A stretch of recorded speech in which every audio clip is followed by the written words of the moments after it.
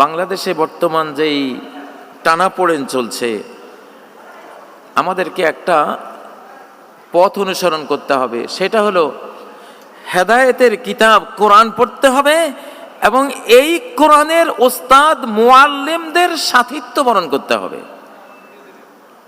আলেমদের সাথে থাকতে হবে।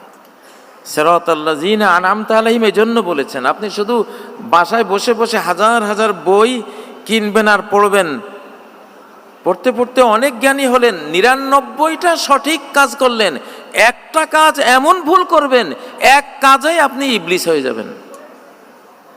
এই জন্য ওস্তাদ লাগবে। এই জন্য শুধু ইহদিনাস সিরাতাল মুস্তাকিম যথেষ্ট মনে করেননি আল্লাহ তাআলা, এটার সাথে যুক্ত করেছেন সিরাতাল্লাযীনা আনআমতা আলাইহিম, মানে ওস্তাদ লাগবে। আমি আজকের এই অনুষ্ঠান থেকে আহ্বান জানাচ্ছি, বাংলাদেশের যত কোটি মানুষ আমরা আছি, তত কোটি মানুষ, সকল বান্দা বান্দি কোনো না কোনো আলেমের ছাত্র হয়ে যদি আমরা কোরআন শিখি, বাংলাদেশ ইনশাআল্লাহ সকল বিপদ আপদ, ষড়যন্ত্র, চক্রান্ত সব কিছুকে অতিক্রম করে যাবে।